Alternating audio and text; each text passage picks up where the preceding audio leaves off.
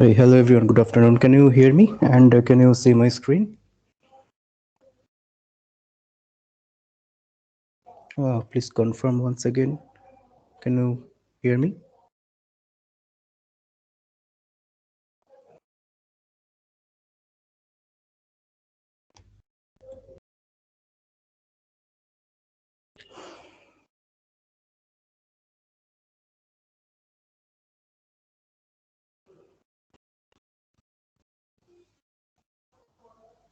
Can you hear me?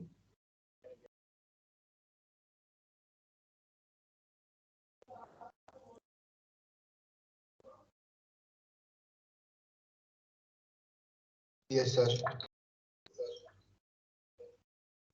Okay.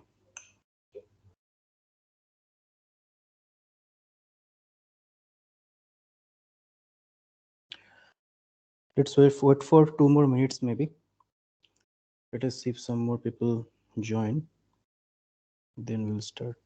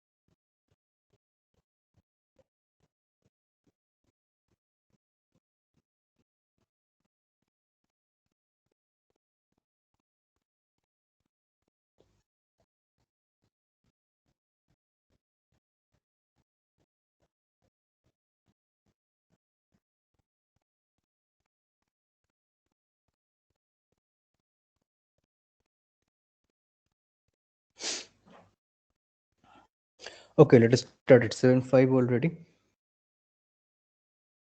So good evening. I am Shaptarshide, PhD scholar at IIT Bombay, Department of Electrical Engineering, and I take one of these doubt clearing classes of this course, Electrical Machines 2, which are instructed by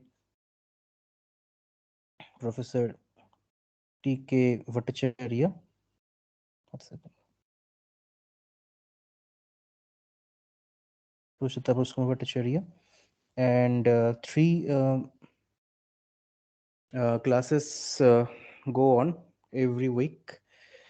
I take this session on every Monday, 7 to 9 p.m. So last week we have studied very basics of electric machines, that is self and mutual inductances. This week also we are not specifically studying any machine.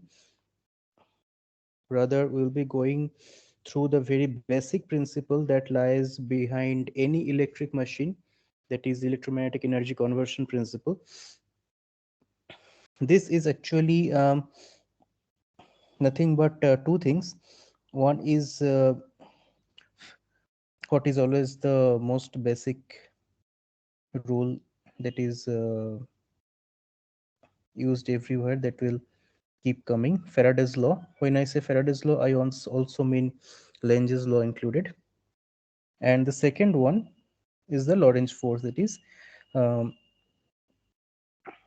force F equals Q into V cross B. This is the force acting on a charge moving in a magnetic field. And so this is the most general um, expression of force acting on a charge present in a field where both electric and magnetic fields might be present. Okay. So as I said in the last class several times that you are supposed to watch those videos for first and then appear in these doubt clearing sessions. So excellent attendance today, 3 people. Anyway, second day 3 people means maybe it will drop to 1 or 0 sometime very soon. So all right, I guess I hope you have already watched the video, so we'll start with doubts from your side. So if you have any doubt, start asking questions, or else we'll go after clearing your doubts, we'll go to the problems. Okay, you can ask your doubts if any.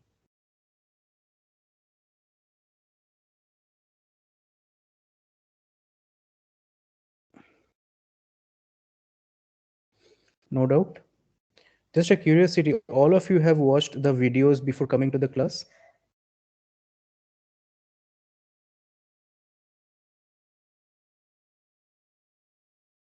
Have you watched the videos before coming to the class? Yes. Yes, sir. So most of it is understandable. Yes, sir. Okay. All right, then since a couple of new students have joined, so once again, I always start these classes by asking questions from your side. If you have any doubts from this week's material or previous week's material, you can ask. I'll first clear those doubts, then go on to solve the problems. And again, you can always stop me in between to ask doubts if you have any. Okay. So the two more most basic thing, that is basically what we will see today is the elementary, or I should say elementary electric machine, or maybe I can say what is called one unit electric machine. One unit of electric machine, like you study unit in biology and all, like unit of kidneys, nephron, and so on. Similarly, one unit of electric machine is a conductor placed in in a magnetic field. So a conductor which is carrying a current I, let us say, and that is placed in a magnetic field B, and it is also moving. It is also moving.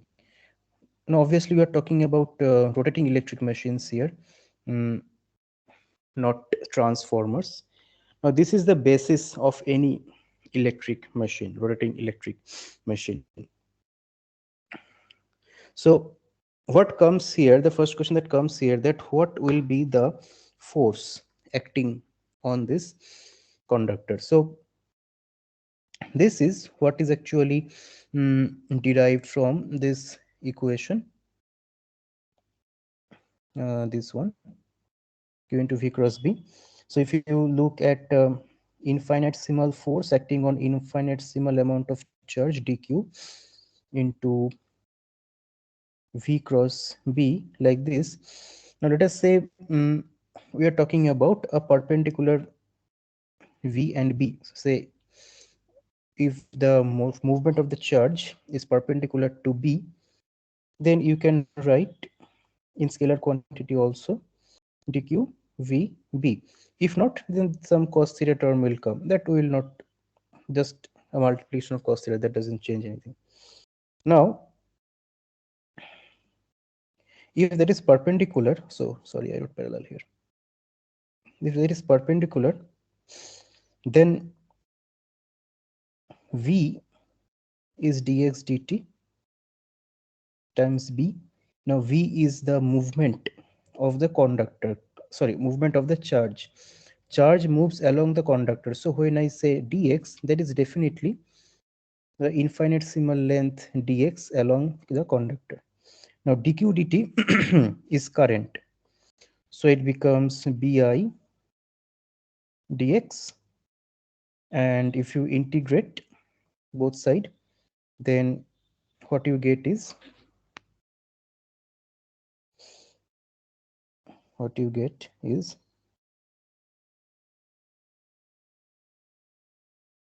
integration of dx over the full length will give you the full force, that is F equals BIL. L, let us say the length of the conductor. So if there is a conductor placed perpendicularly with a magnetic field, then, and if there is a current I flowing, then the force acting on the conductor is BIL, given by BIL. Okay. If there is some angle in between them, then a cos theta term gets multiplied with them with it. Okay. So this is one equation that we will use today, and the other one, this one is actually a very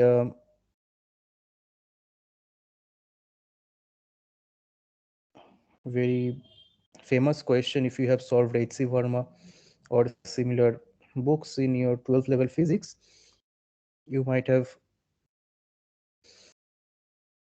encountered this type of question, that there is a rail like this and a magnetic field is present here B, and this rail is being moved by some external force in this direction with the other direction. Then what is the voltage? If you add a voltmeter here, what is the EMF induced?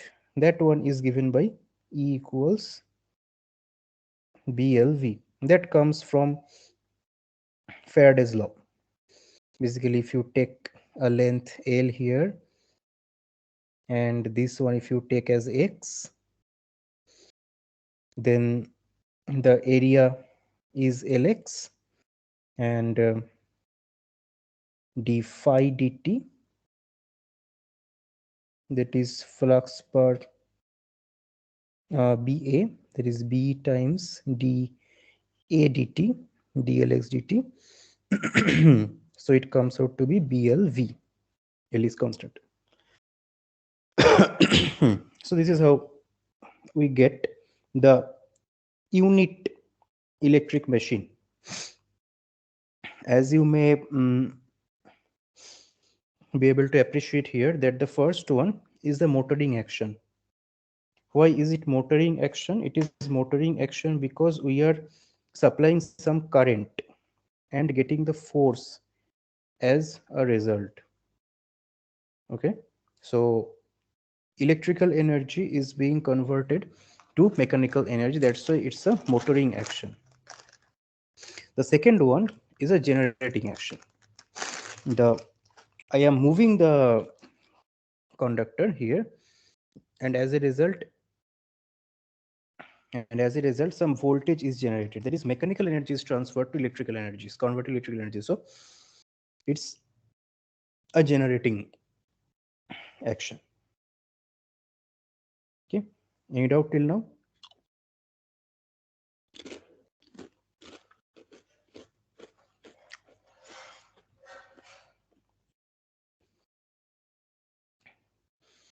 Can you please confirm once again that you can hear me? Sir, you are audible. Okay. Okay, so if no more doubt, then we will go for these questions.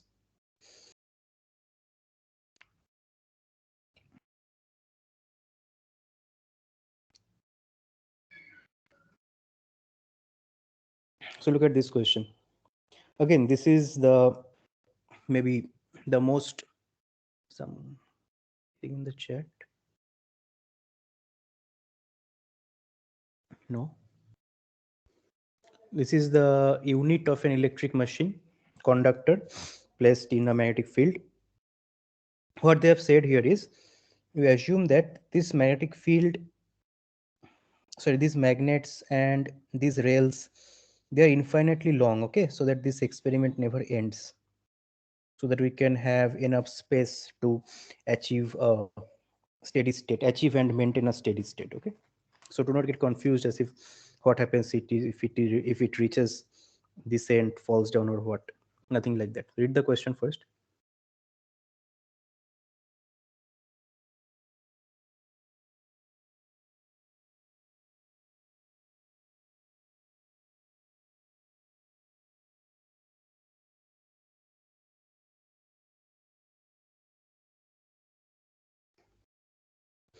So the length of the conductor is 100 centimeter. Definitely this length they're talking about.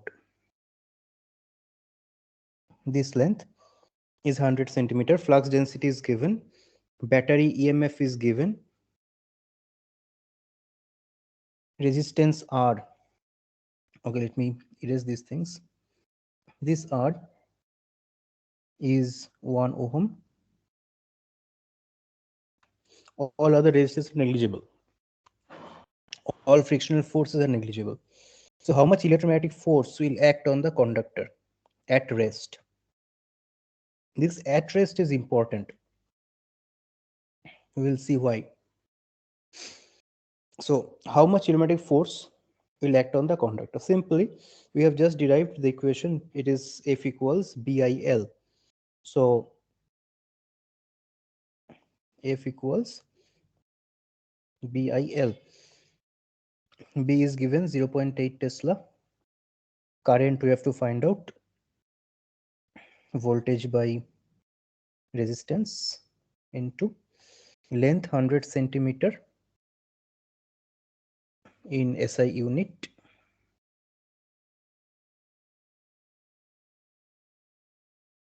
So 100 centimeter is 1 meter.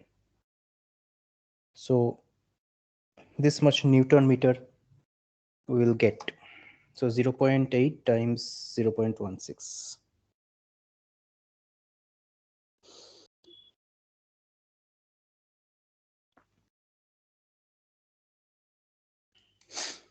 How much is it? I'm getting some 128. Let me just check.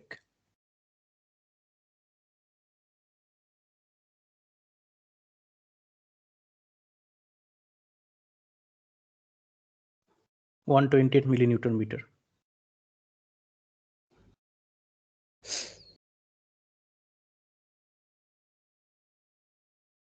Sorry, not millinewton meter, millinewton. It's linear, not a torque. The same thing. If you now just instead of looking at the system like this, if you make it round so that your conductor is here and there is a magnetic field in this direction, then what you get is the same force you get. Force, you multiply it with radius, you get the torque. Like this. Okay, any doubt?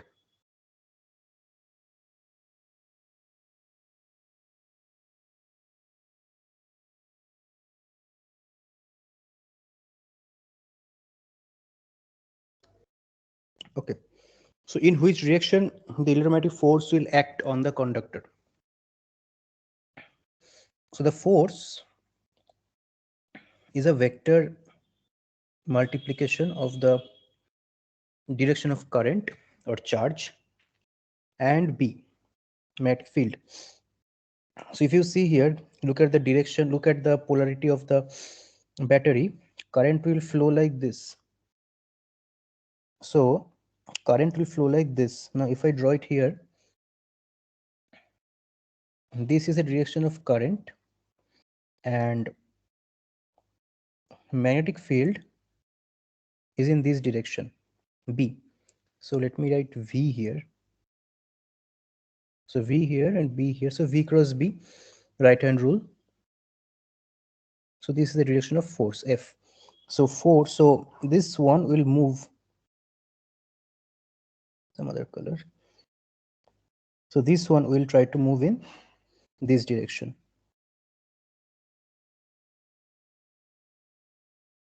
Okay. These are very basic physics, maybe some 12th level physics. We are just giving a motor perspective or machine perspective to these things.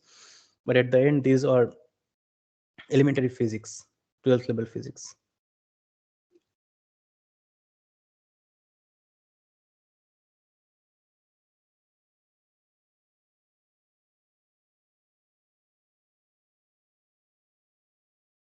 Is it dot or cross for torque?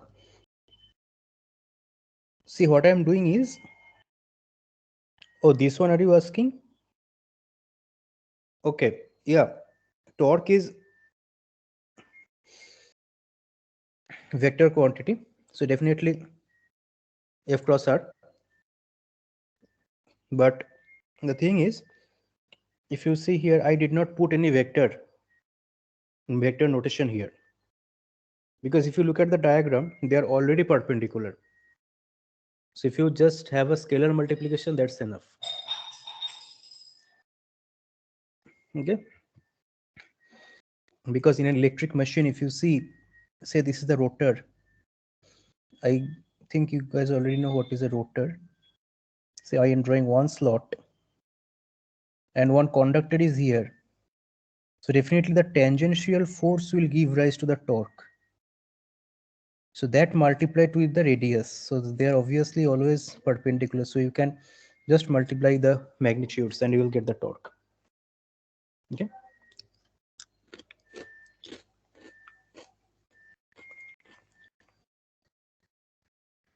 Any doubt till now? All right. Now the question becomes a little bit complicated. Now, if the conductor is allowed to move under the action of the above electromagnetic force, and if there is no other force acting on the conductor, then estimate the final steady state velocity of the conductor. Now, see, it was held at rest, and this much force was acting on it. So definitely, if we release this conductor AB will start moving. Question is, at what speed it will becomes steady? Means what will be the steady state speed? Apparently, it looks like there will be no steady state. The speed will keep on increasing and there will be no steady state. Why does it look so? It looks so because, at least to me, it was looking so initially, because there is no friction, there is no other force, and there is a continuous force towards the right hand side. So the speed will keep increasing, it will keep accelerating. But that is not the case, because if you see here, if you see here in this equation, if we write equation 1, equation 2, now the conductor has started moving. So it is also now giving a back EMF BLV. So now the conductor can be represented as a battery who is giving a back EMF BLV. The resistance, and this is the external battery that was connected like this. Okay. And whatever energy, whatever current goes in, this current times BLV gives us the power delivered to the conductor. Now this conductor has no resistance.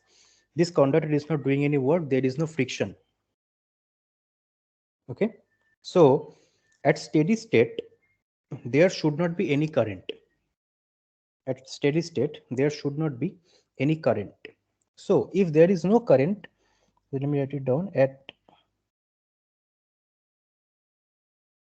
steady state, current should be zero. How do I know current should be zero? There is no other force acting on the conductor. So there is no net output of net energy output. No net work done by the conductor. So the current must be zero through it, through this EMF. This EMF is still present, but the current must be zero. Otherwise, there becomes some net work done. Okay. So this current must be zero. So when is the current zero? Current becomes zero only when, sorry, only when the back EMF BLV becomes equal to E. Then only there is no current through the circuit. That is, the steady state speed has to be E by BL. So E is 0.16, 0.16, B is 0.8 Tesla, 0.8 Tesla, and L is 1 meter, 100 centimeter. So into 1. So 2 meter per second, or 200 centimeter per second. Just how many of you have already studied DC machine? Raise your hand.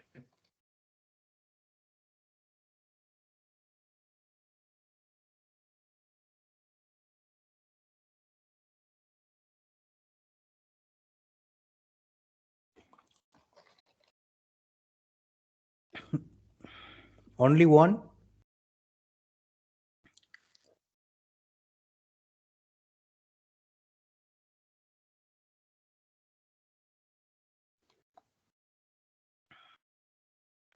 Others have not studied DC machine?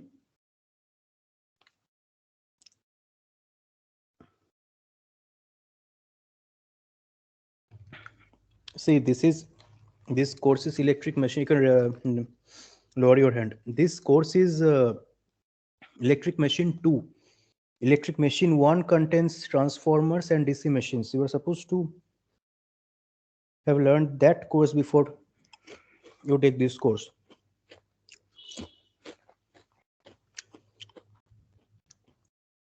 So this one becomes an elementary DC machine, or better to say a DC motor running at no load. DC motor which has no frictional loss, no core loss, that type of DC motor running at no load.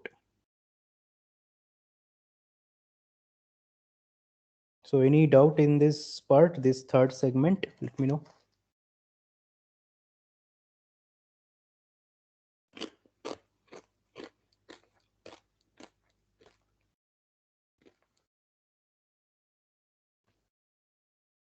No doubt. Okay. So in the next part, what we are doing is the same problem, same dimension, same everything. Basically the DC motor, one conductor DC motor. That motor is now being loaded. Okay. How is it being loaded? Using a pulley and a load.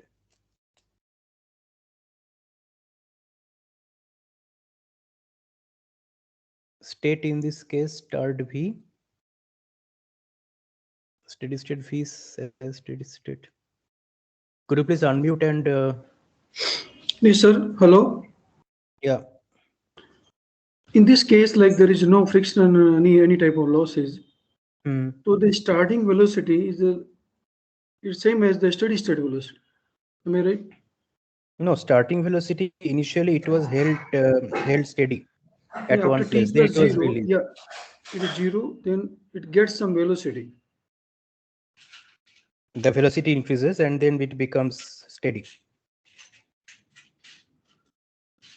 Starting velocity cannot be suddenly 200 centimeter per second.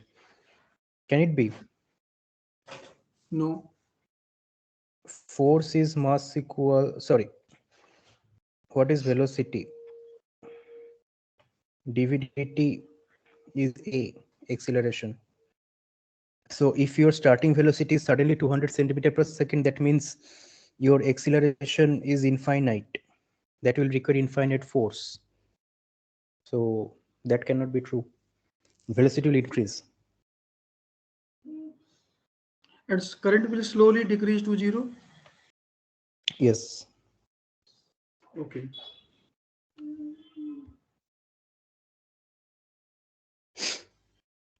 Current will slowly decrease to zero.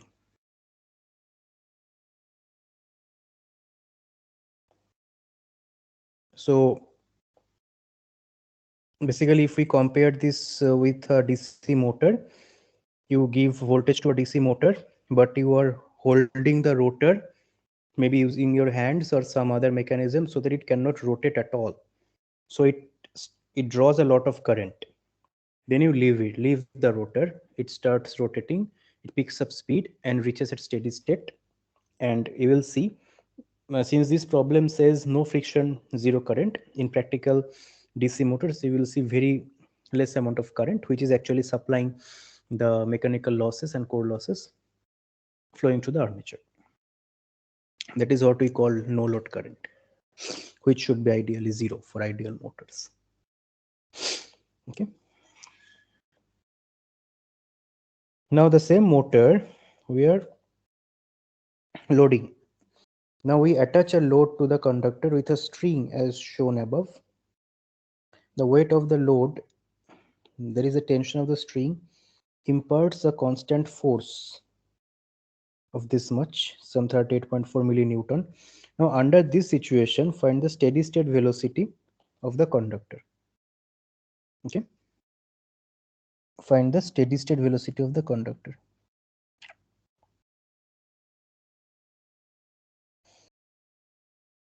Let us see.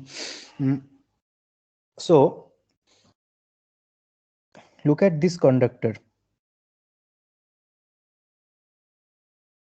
This conductor, there is some force of 38.4 millinewton, and we are talking about steady state. Okay, at steady state, so it is running at some constant velocity v. So definitely the force, electromagnetic force acting on the conductor has to be 38.4 millinewton. That is, the net force on the conductor should be zero. That is when we will get to see the steady state. Is this clear? Because force is mass into acceleration. When you have force equals zero, then only you have acceleration equals zero. Then only you have velocity equals constant. So steady state means the load on the conductor is same as the electromagnetic force on the conductor. So is it clear? There is the first step.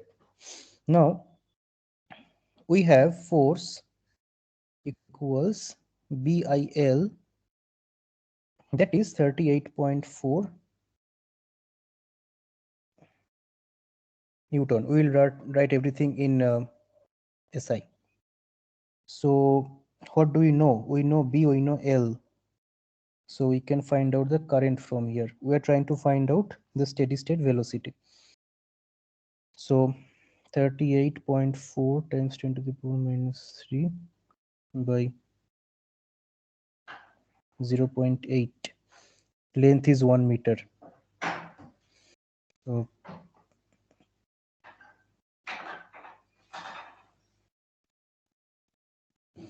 43.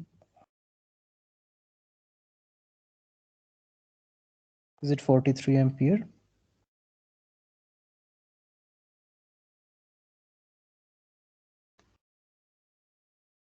Yeah. So what was the no load current?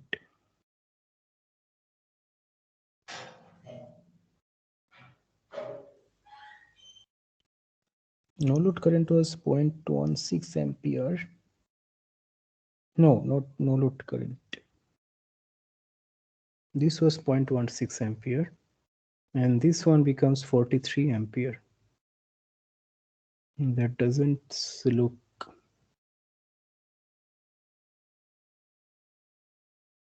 Where am I making a mistake?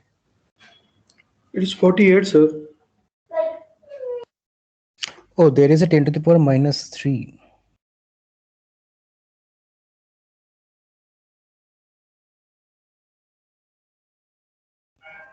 $48, is it? 48. So this much current, 10 to the minus 3. I'm telling you where I got confused, because these comp or apps relative ideas you should have. See, what I saw here is when the conductor was steady, the current through the conductor was 160 milliampere, right? Now it is loaded.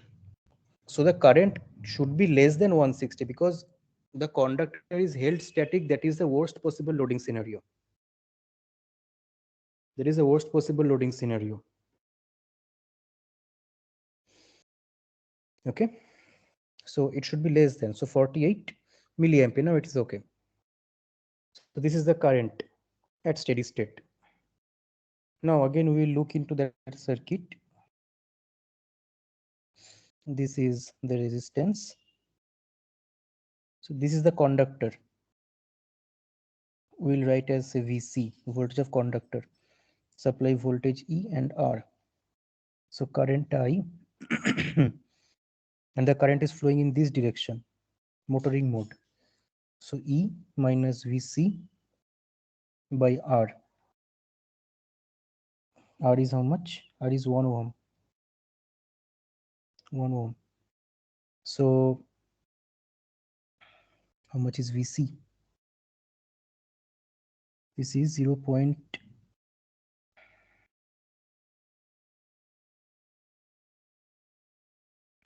am I getting negative?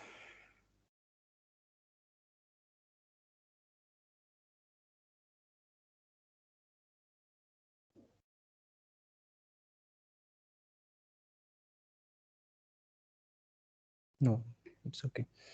VC is then E minus I, since R is 1. Don't get confused here. This equation looks like it is not going through dimensions, but it is actually because R has been put as 1. 0.16 minus 0.048.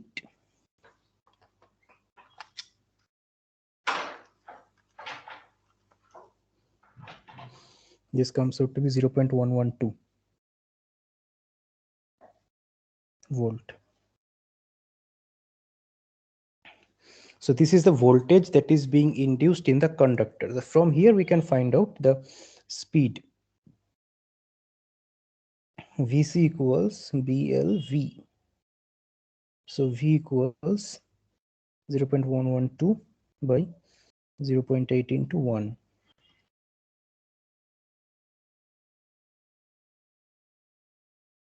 Some 0.14 meter per second.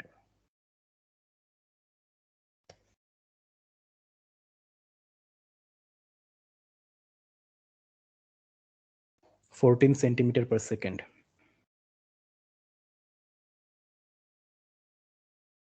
Is it clear? Tell me if there is a doubt.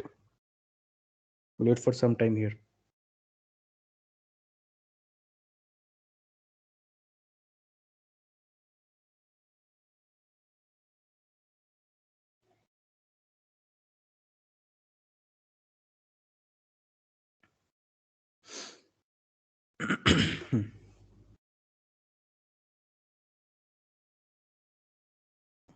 So notice one thing here is that when the system was at no load, the conductor was moving at 200 centimeter per second. When the load is put on it, the speed has dropped to 14 centimeter per second. So with loading, the speed will drop. This is like a DC motor once again, and the current increases. Here the current was 0, it is loaded, and some 48 milliampere of current starts flowing through the conductor. 48 milliampere of current starts flowing through the conductor as soon as it is loaded. Okay. All right. Next question is calculate the power supplied by the battery at steady state. So power supplied by the battery is simply battery voltage times current. Battery voltage is 0.16 volt and current is 48 milliampere. So they said in milliwatt, so just 0.16 into 48 will give you the answer. 7.68 milliwatt.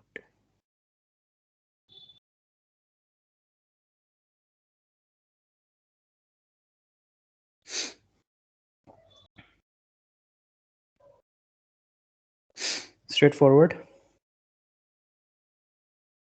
Okay. Calculate the power in milliwatt utilized in lifting the load up at steady state. Now, see, this can be done in two ways. These are very important.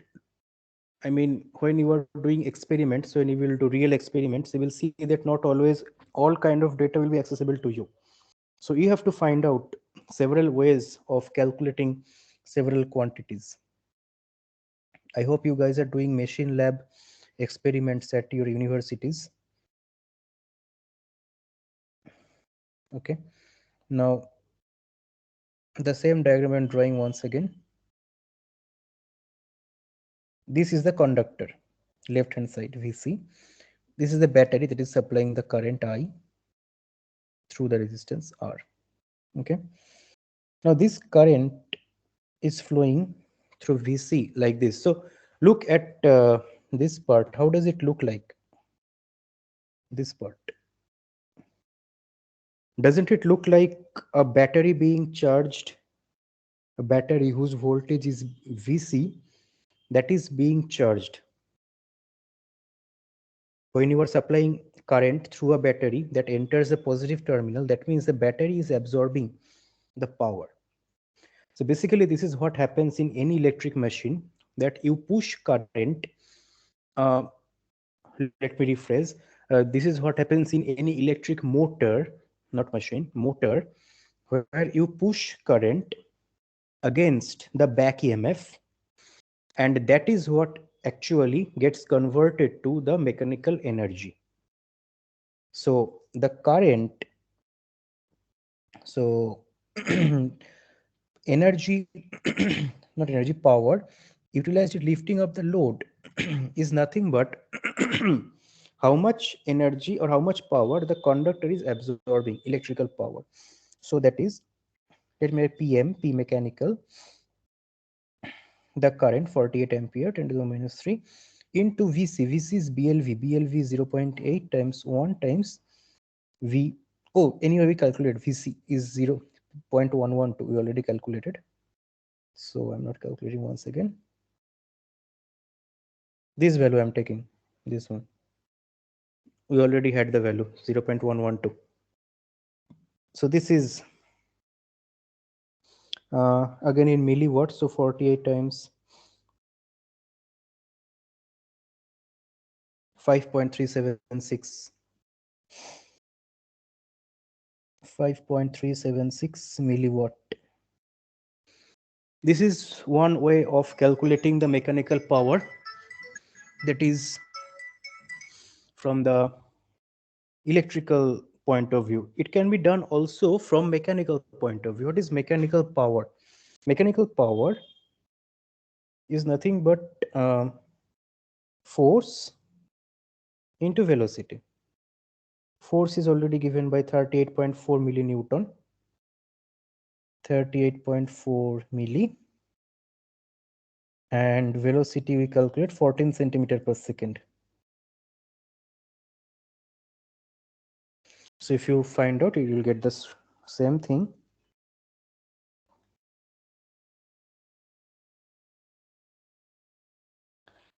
Okay, 14 centimeter per second. I should write all in SI. Everything should be written in SI. 0.14.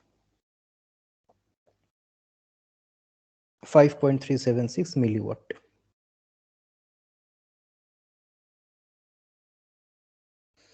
Okay, both of you get the same thing. So the battery was delivering 7.68. If you see here, 7.68 milliwatt of power, and the mechanical power that you get is this much. Then where is the rest of the energy going? Definitely that is getting dissipated in the resistance. So let us do that part also, although it is not asked. Just we'll see again, that can also be found out in two ways. So P loss, this is the loss of power, that is simply how much we are getting in input, 7.68 minus 5.376 7.68 minus this gives you 2.304. 2.304 milliwatt. This can also be calculated in this way. Simply I squared R. I is 48 milli. R is 1. So 0.048 squared gives you 2.304 milliwatt. Same way. Then finally, what we can find out is the efficiency of the system when it is supplying this much of power. Okay, efficiency of a system is not constant. You cannot simply say that efficiency is this much. Efficiency at this much output. Generally, we say efficiency at 70% loading, 90% loading, efficiency at full load, like that. Okay, so efficiency at this much, we do not know how much is the rated power for this system. So this much load. What is efficiency? Efficiency is simply, what is it? Power output by power input. Can also be written as power input minus power loss by power input. There are several ways. Here we have everything at our disposal, all the data. We can simply write power output by power input 7.68, and the efficiency that we get is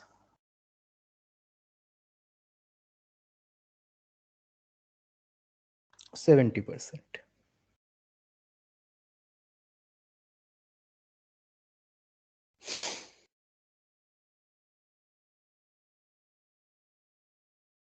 Any doubt? Tell me.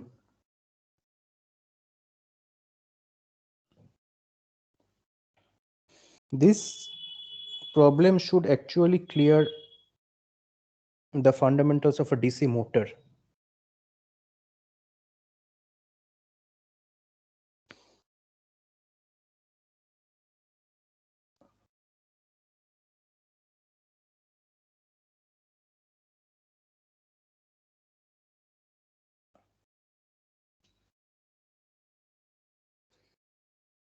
No doubt, everything is understood.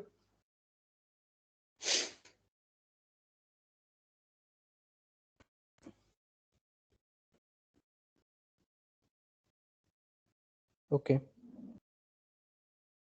We will then go to this. Okay, before we go to this question, last day we discussed many things, but we did not discuss any book. So there is this book. What is the thickness?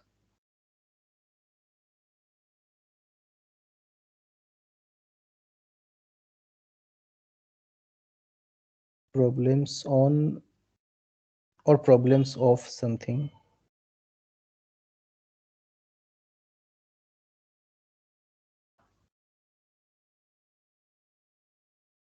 This is written by N.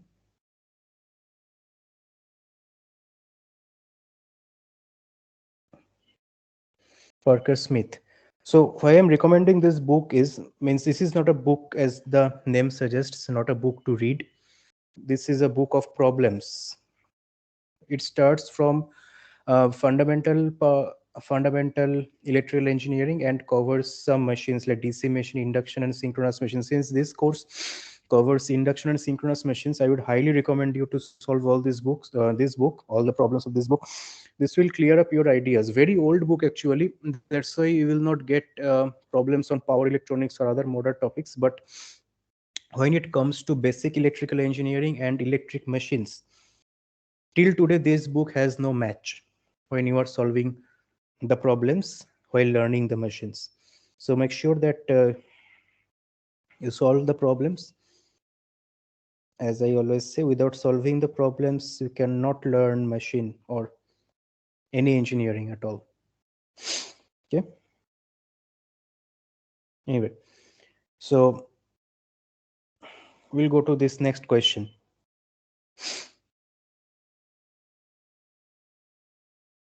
Now the same setup.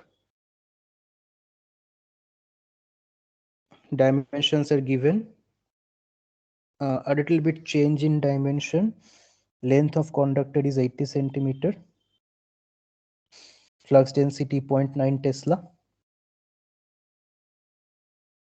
And resistance is 1.25 ohm. All other resistance are negligible. The conductor is pushed with a constant force of 40 millinewton. Therefore, at the steady state, conductor will move at a constant speed and a constant EMF will be induced in it, which will drive a constant current through the resistance. Okay.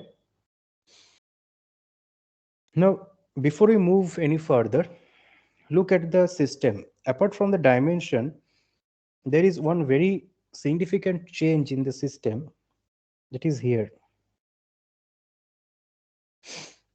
There is no battery here. There is no power source here. So clearly this is a generator. The last two problems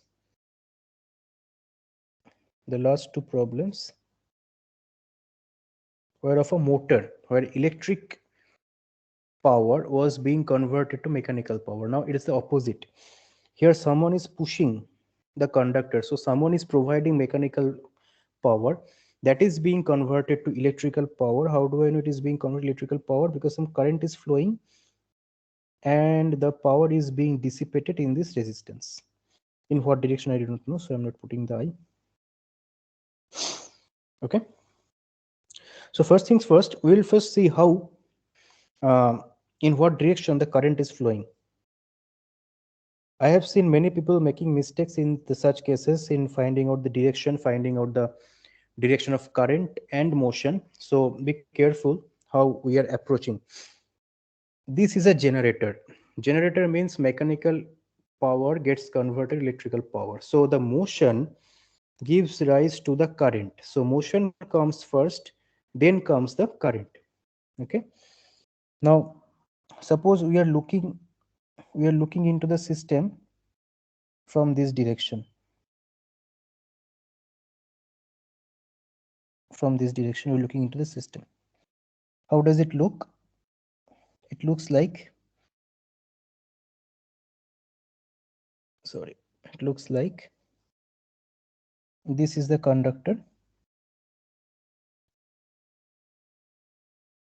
this is the conductor, and the magnetic field is towards us. This is the magnetic field, and someone is moving this in this direction. Now think about a positive charge that is placed here in this conductor, a positive charge Q. Now since you are moving the conductor, the charge present in the conductor is also moving with the conductor in this direction. So V is acting in this direction and B is towards us, and we know that F equals Q into V cross B. So if you apply right hand thumb rule,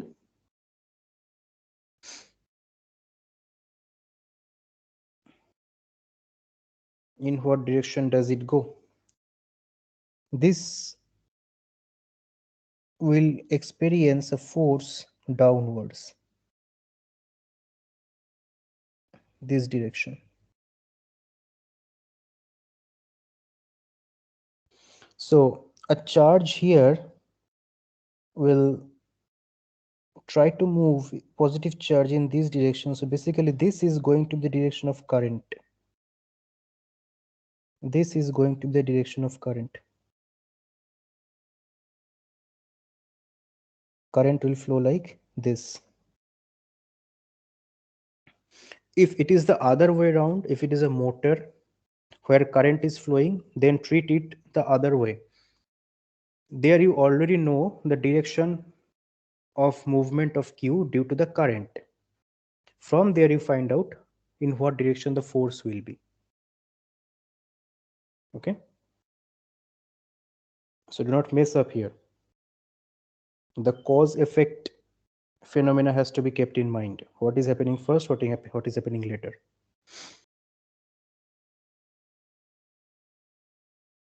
So this will be the direction of current.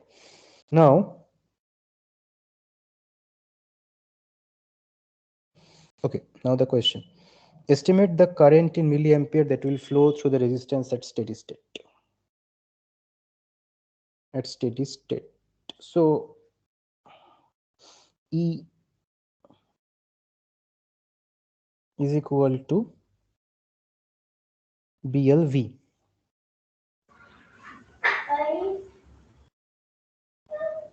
Sir, Yeah, the electric field direction V cross B. sorry. The I can't electric hear you. field. Too much noise. Yes, too much noise from your background. Okay. Can you please write full sentences in the chat box?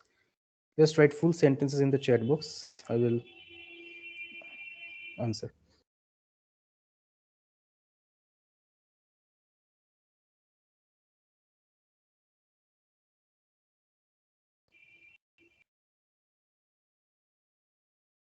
Okay, let him write his question.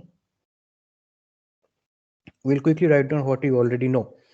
Steady state means whatever force I am applying with the hand, that much force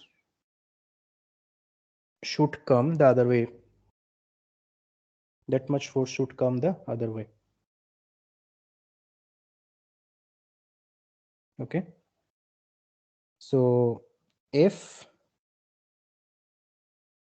is BIL, right? Now F is known to us, that is 40 millinewton. So how much current are we getting? So we can say that in this way we will be seeing B is 0.9 times L is 80 centimeter, 0.8 meter.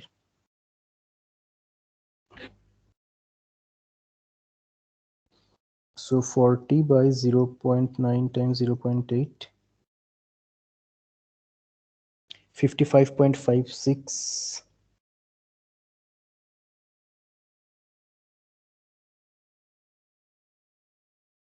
milliampere current will flow. So we can, okay,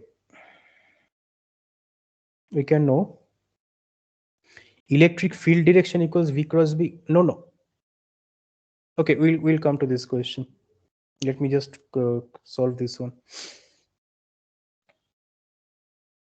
So we know that if in this situation, if the conductor is pushed with this much force, then at steady state 55 milliampere current will flow. Okay, 55 milliampere current will flow. Then if we now draw the equivalent circuit,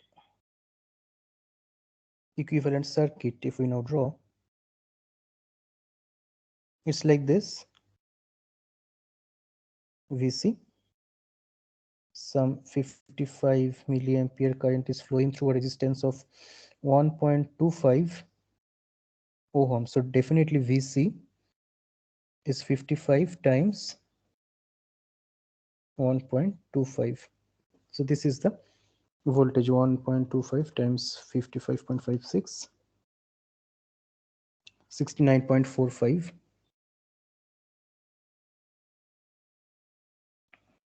millivolt. Now E equals BLV, basically VC. So V,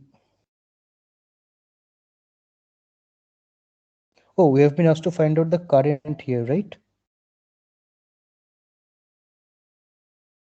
Oh, we have found out everything. Okay, anyway, I was thinking I have to find out the velocity. So V is just back EMF 69.45 millivolt by B 0.9 times L 0.8, this much meter per second. Okay, SI, we are writing everything in SI.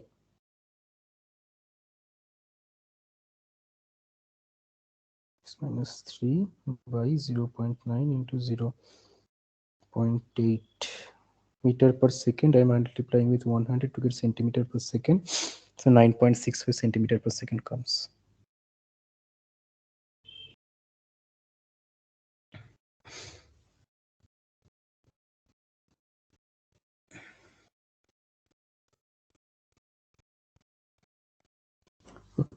Let me see what all we have been asked and what we have found out. Current, induced EMF. See, they have simply mentioned induced EMF. It's a generator anyway. So this much. And steady state velocity, this much. Okay, let me know if there is any doubt. I'll by that time take the question. Electric field direction equals V cross B. No.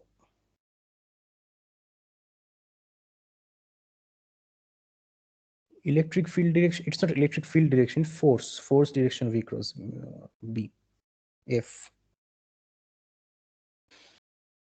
V is in I direction, B is in K direction. From here you are saying, okay, see, if I am applying right hand thumb rule, definitely F is downwards. You are saying V is in I direction, say, I agree with you, V is in I direction. Okay, you also say B in K direction, so you are saying K is in this direction. Now there is a thing here, these are all right hand Cartesian coordinate systems.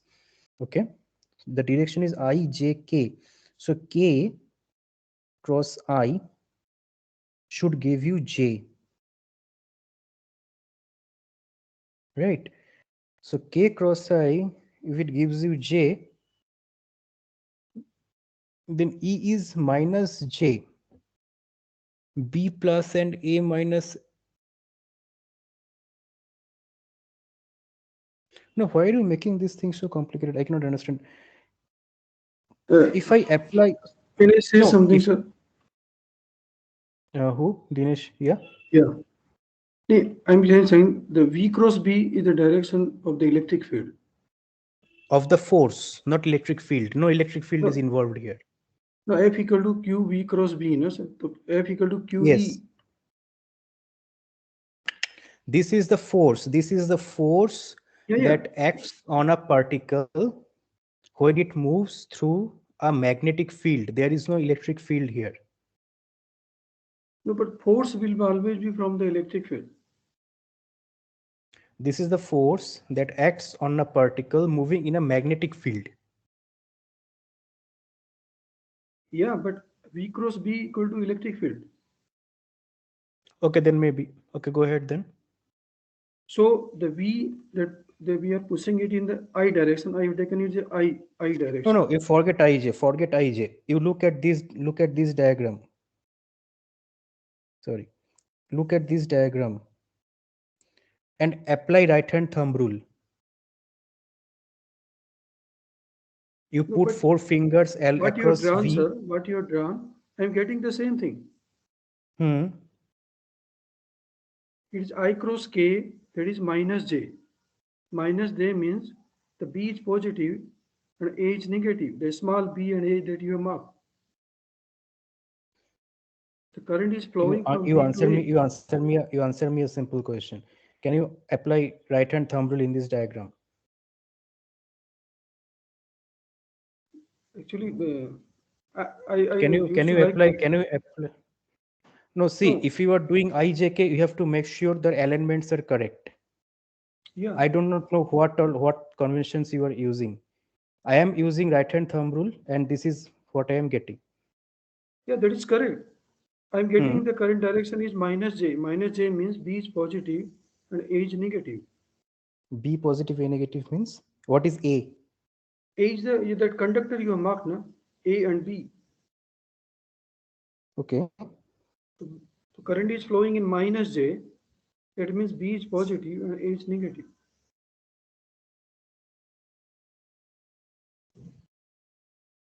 The current will push through the conductor in Hmm. minus J direction.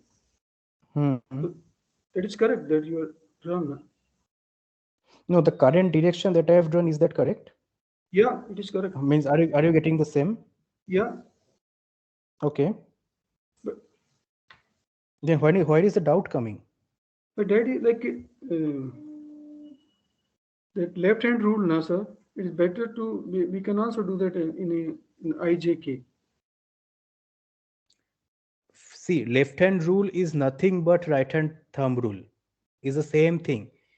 You put your four fingers across the middle finger, then curl them towards your index finger. You see your thumbs will coincide. Yeah, yeah, it is same. They are same. I'm not very sure where the doubt is coming. Can you just say once again? Current directions are matching. Then if you see here, you're talking about this polarity. Uh, No, in the conductor, the direction of the electric field V, the direction of the current. Okay. Because the direction of the current is the direction of the positive charge. It is moving. Hmm. So it will move in the direction of the electric field. Hmm. So that is the I'm telling that V cross B. No, no. You said that whatever current direction that you are getting at and what I am drawing, they are matching. Yeah, matching. It is a different view saying that. Okay.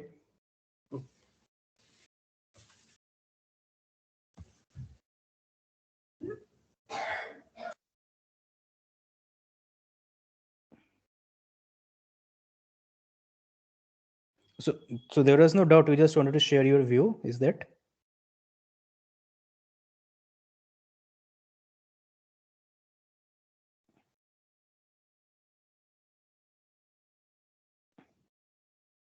See, you left me confused here.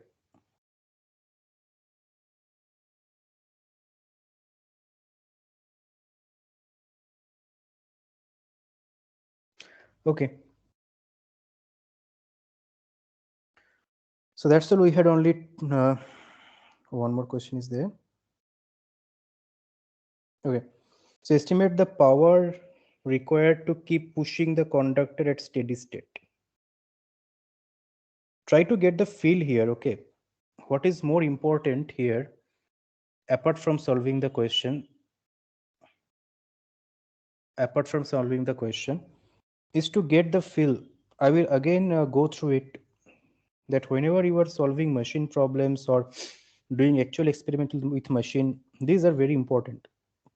So see here, the current is flowing through a resistance. So there is some dissipation of energy, some heat energy is there. So law of energy conservation that says that since there is some energy dissipation, there should be some energy flow. Some energy must be coming into the system. So where from is it coming? Through these hands, definitely.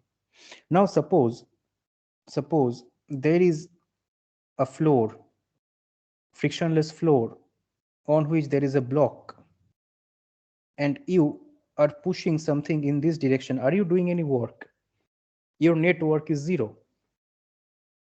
But here definitely his hand is doing some work, but the question says it is frictionless. Then how is this hand doing some work? This is where this diagram actually explains the scenario. This force in this direction is imparted by the hand, and this force that comes towards my left, I will draw some other color that I'm drawing with green. This is the electromagnetic force, and the hand is working against this electromagnetic force. That is why it is supplying the energy, and that energy is being dissipated in the resistance. This is how a generator works. In more technical term, we call this a prime mover. A prime mover can be a diesel generator, can be a turbine, can be something else that runs a generator. So it supplies mechanical energy to the generator. We'll discuss a little bit more on it. So the power required to keep pushing the conductor. There are two ways of doing so. See, there is simple. This circuit is simple. Here energy is coming, here energy is dissipating. So the power you can find out in both ways. You can find out in electrical fashion, which is 55 milliampere square times 1.25 ohm, which is also equal to voltage into current, 55 milliampere into voltage VC, 69.45 millivolt. Also, the mechanical approach you can take like before, that is force into steady state speed. So force is 40 millinewton, 40 millinewton into steady state speed is 9.65 centimeter per second. So all these will give you the same output.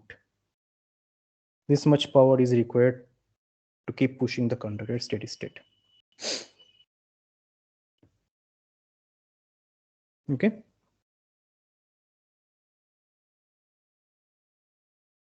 Now I'm really surprised to see here that a large chunk of the students haven't studied DC machine in this class, where we are going to study induction and synchronous machine very soon.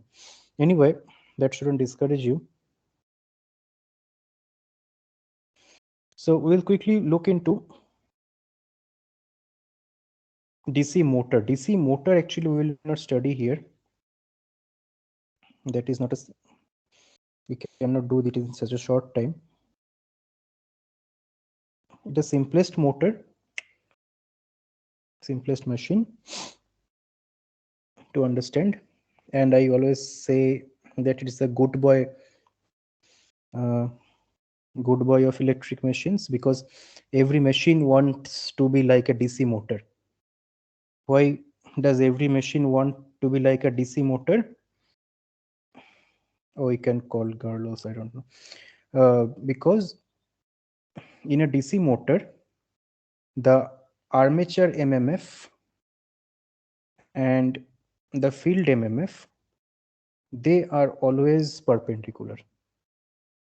They are always perpendicular. They do not affect each other. That is where you get the highest torque and you get the fastest transient response. If you change one, the other doesn't. Other do not get affected.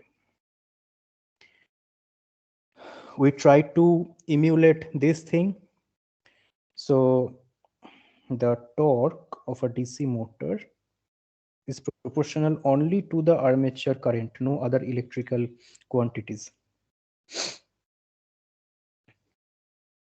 We try to emulate the same in other machines by field oriented control and many other mechanisms, which requires first of all thorough investigation, thorough theory, complicated theory, and then high end microprocessors, microcontrollers to implement, which happens just normally, naturally in a DC motor. But the problem with DC motor is the commutator and brush gear. That is why we are moving towards motors without any moving contact. So the first name that comes to mind is brushless DC motor, permanent magnet synchronous motor, switched reluctance motor. Um, oh, the giant induction motor. Obviously, not the slip ring induction motor, the squirrel cage induction motor. So these are the ones. And also nowadays something else is coming, some hybrid excited synchronous motor. So these kind of machines are all brushless, and at the end we are trying to make all of them like a DC motor. So anyway, whatever the machine might be, this thing is common for any motor. Okay, all of them can be operated in both motoring and generating motor. So motor, what is a motor? A motor is nothing but an, what to say, an energy conversion system that converts electrical energy to mechanical energy. Okay, so electrical energy to mechanical energy. So definitely at the output you are getting some mechanical energy, so maybe a shaft rotating. Okay, you put some load on the shaft, something that is understandable. But what is more important to understand here is that there is a source of electric power which is delivering some current. Now what is happening inside the machine? Inside the machine there is something called a back EMF, EB. This current is flowing against the back EMF. Okay, I cannot draw two voltage sources like this. This P is EB times this current. So this current flows against this back EMF EB. That is why this energy gets absorbed and gets converted to mechanical energy. Similarly, a generator, opposite thing. It converts mechanical to electrical. So output is understandable. You put some resistance, you can put some battery also for charging or something, and you get a current in this direction. That is how you get. But more importantly, some mechanical source, this may be a gas turbine, this may be a diesel generator, whatever, some source, some water turbine, whatever, that is rotating the motor. Now obviously it cannot freely rotate the motor. If it is freely rotating the motor, what is power? Power is um, torque times omega. So there must be some torque.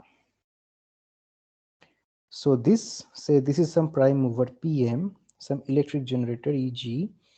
So this electric generator must be developing a torque in the other way, against which this prime mover has to rotate the shaft. That is how the prime mover is supplying electrical energy into the system, by rotating the shaft against the torque. This is how the mechanical energy gets converted to the electrical energy. Okay, so this is true for any electric machine that you study. Here we'll be studying only induction machine, synchronous machine. Later on, if you pick up electric machine as your specialization for your higher studies, you will study some more machines. Maybe we'll end up eventually designing and simulating electric machines, then fabrication, many more things. Okay, so people who are doing or have done real experiments on electric machines in your university laboratories, can you please raise your hand? I just want to see how much exposure you are getting. Actual experiments with electric machines you have done or are doing. at your university?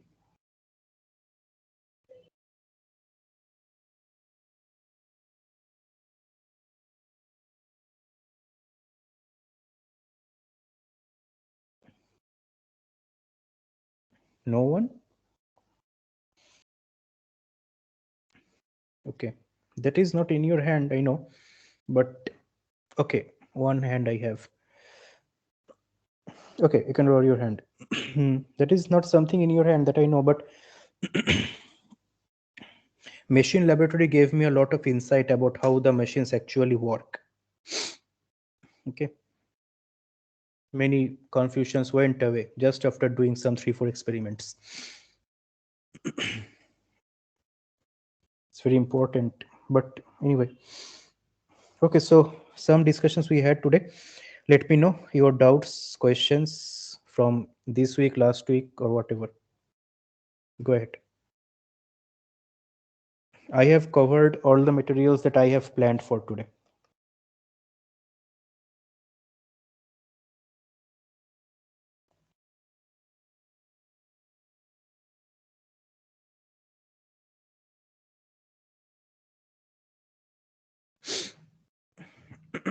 Let me know. I'll be here.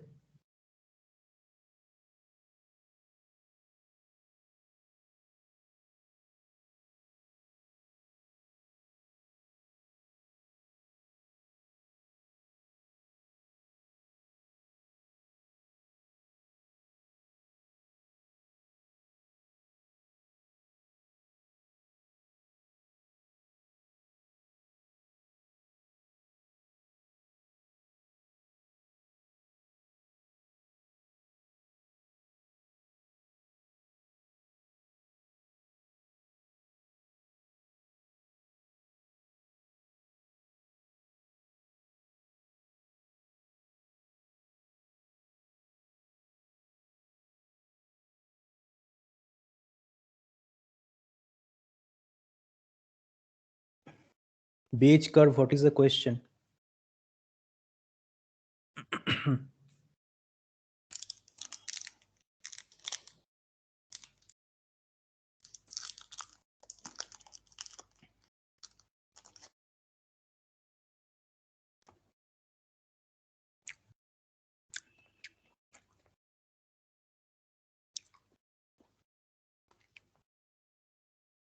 Saturation permeability, we had some discussion last day.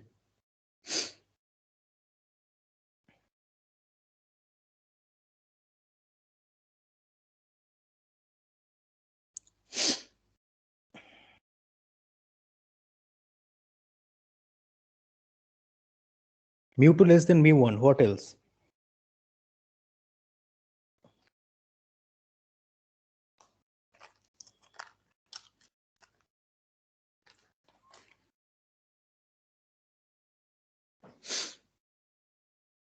You tell me what to discuss. I don't know anything else. Mu2 less than mu1.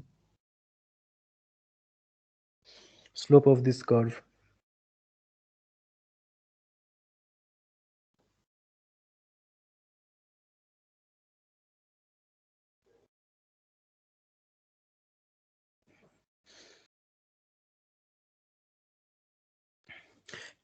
I just want to know, can you guys write in the chat box in what year you are studying, or maybe what you are doing if you have completed your BTech or something, and at what universities you have studied or are studying?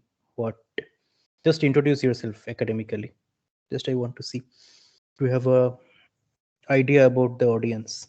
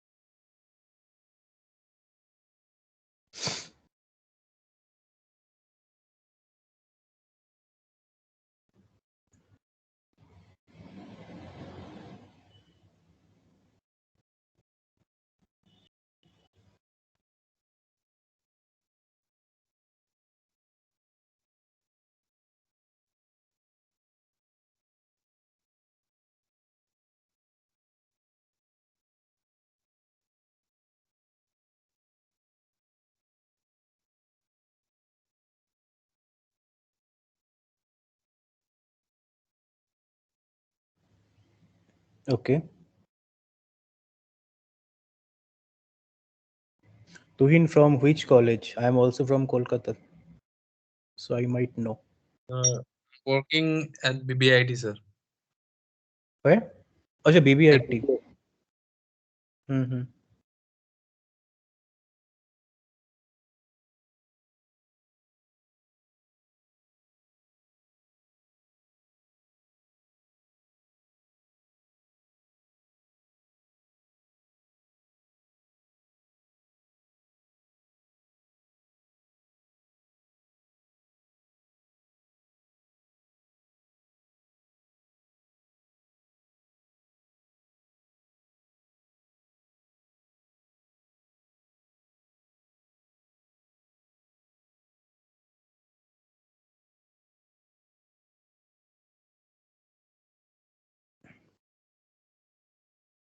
NIT Hamidpur. Okay.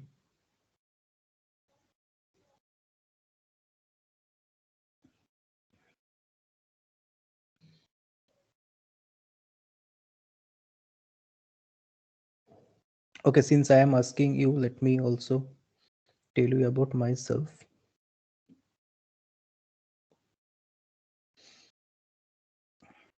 So, what I did is it's a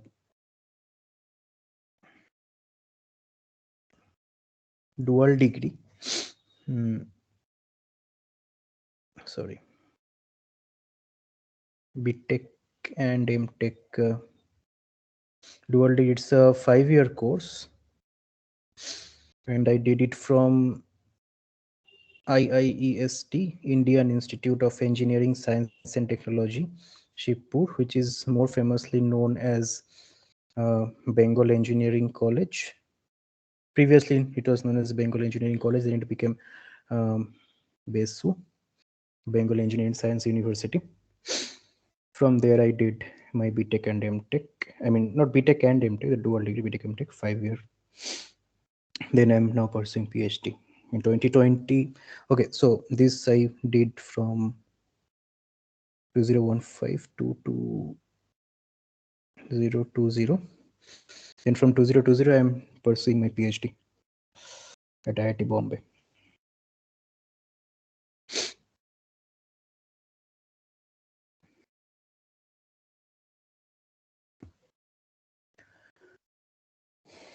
So no more question from you. It's 1 hour and 30 minutes only. Maybe once we start solving or delve into the machines, we'll have more problems to solve.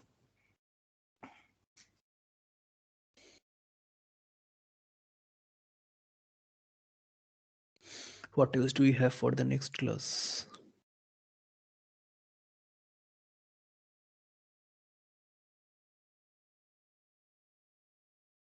Induced voltage in a rotating coil. Okay.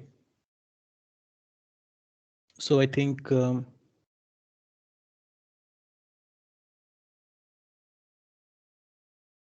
KW and all, coil winding factor, short pitch. Okay. So next class will be mostly on winding, not on any specific machine. So winding that is true means this. So next class will be applicable for all kind of machines where there is a rotating magnetic field, like induction machine, all types of synchronous machine like BLDC machine, PMSM. SRM is also a kind of synchronous machine, but not that kind of synchronous machine. Here the in SRM the field rotates in doesn't rotate continuously. It rotates like in step. Sometime it is here, after some time it goes in this direction, then here, like this it rotates.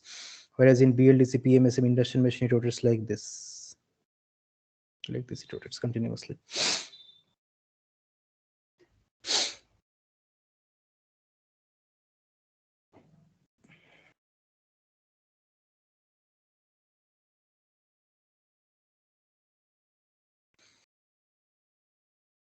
Okay, I'll wait for some more time. If you guys don't have any question, you may leave. I will wait if some more people join and ask question. Last day, someone joined later, I think. Then I will close the session. Or if you want to stay back, you can stay back. If you want to ask, you can ask. I'll be here.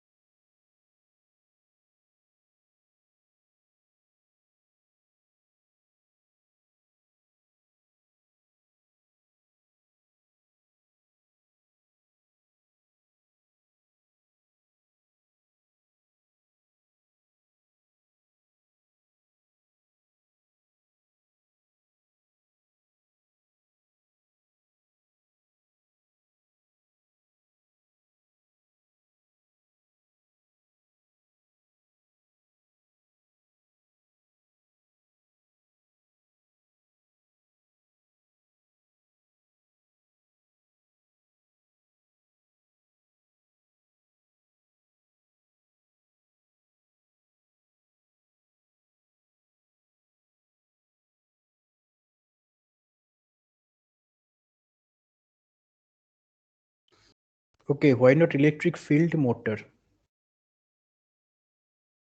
Actually, it's not why not electric field motor. Mm, for any electric machine,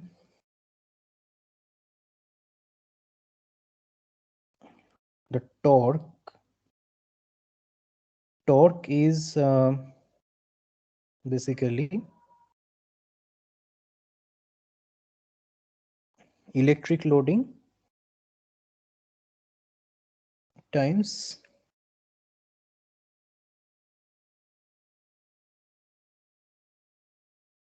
magnetic loading. Okay, now magnetic loading, as we discussed last day, that is mm, dictated, this color is nice, that is dictated by the BH curve. We make sure that it operates at the knee point at full load. Okay, now some say materials are improving. One of my colleagues sometime back told me one material. Just a minute, I don't want to tell the wrong name. Vaco flux or something. Some advanced material, it can give you very high flux density. So ultimately, how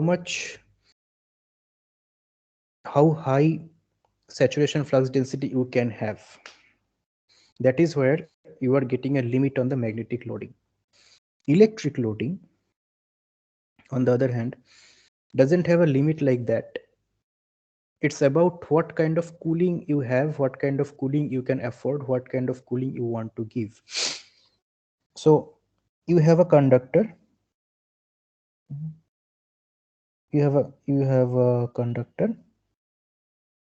It has some cross sectional area A.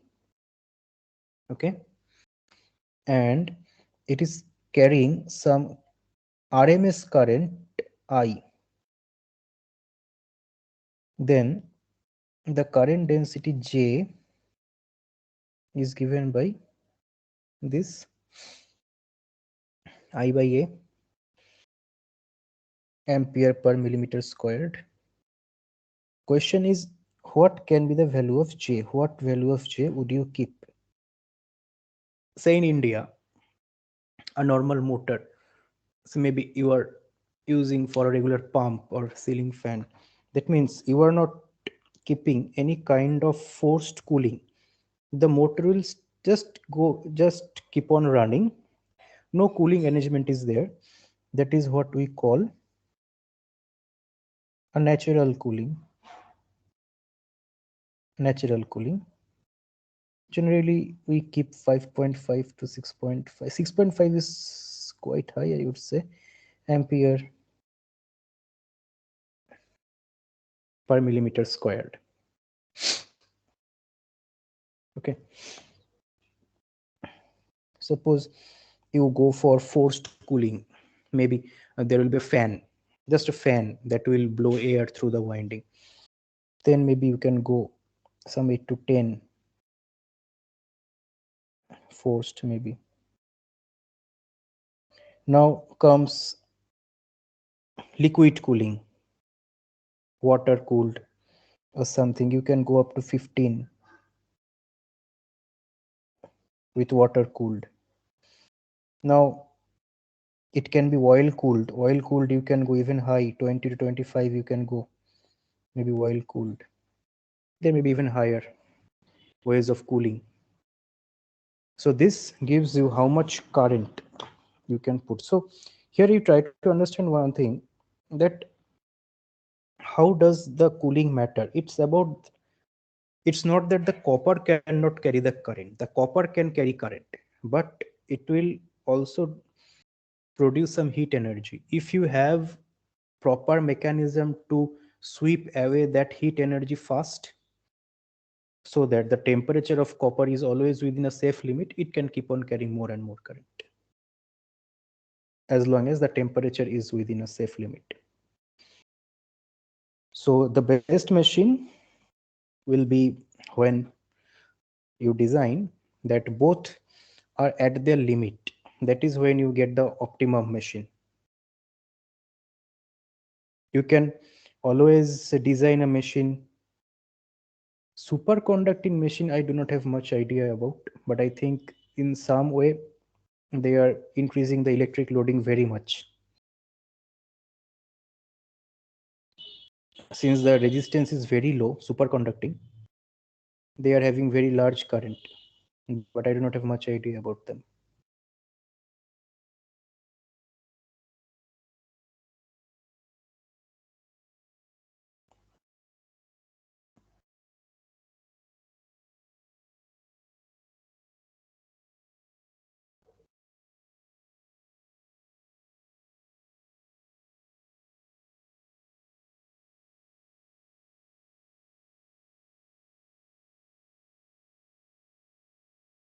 Yes, if you can have very large current, then maybe you do not need much of a flux for the same torque.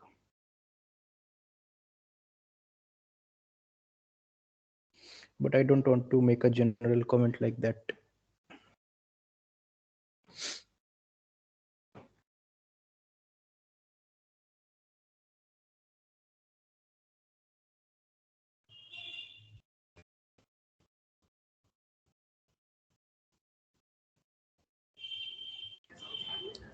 Sir, Yeah. so like why we prefer magnetic field for energy conversion in place of electric field?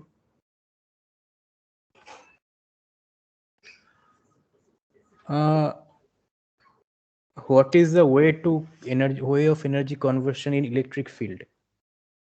Means I mean the known method is that you have a magnetic field, and inside you have a conductor where the energy conversion happens basically.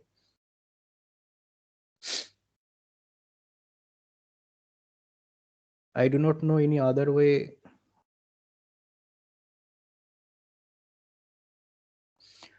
All I can say that this method is convenient. The generating electric field is difficult. Generating magnetic field is easy, isn't it?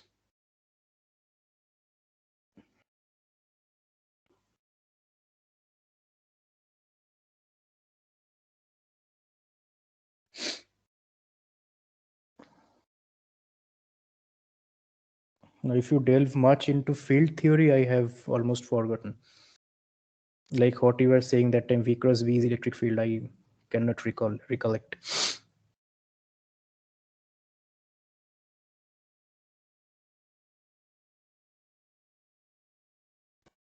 Magnetic field, the Yeah. conductor always moves in perpendicular. So no work is done. It's the electric field which causes the work to done. No, no, it's not like that. In the two examples that we solved today, it's moving perpendicularly and there is work done in both the cases.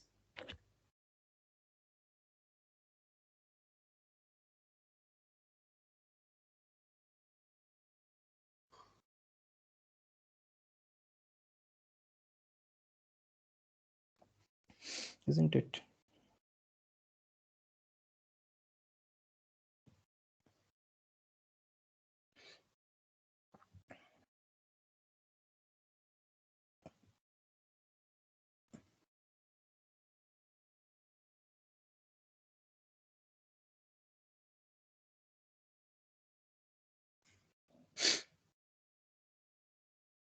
Maybe sir, like magnetic field have high energy density for the given volume in the electric field. Probably yes. Thing is, these statements and all I do not exactly appreciate right now, but magnetic field, yes, that might be a reason. But the other way around, I do not know any way, or I do not recall I have ever studied any way of energy conversion inside an electric field. How is it done? Is there a known way of doing that? I don't know. Inside an electric field.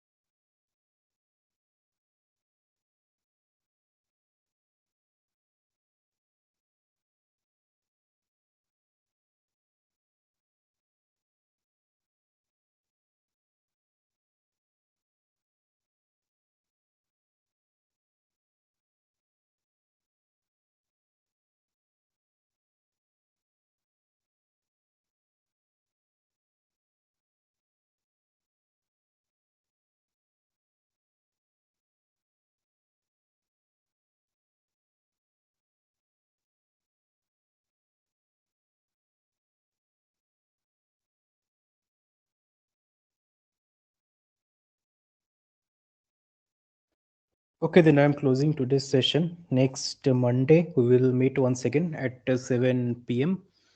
And we will study windings mostly, as I can see from the problems. Thank you.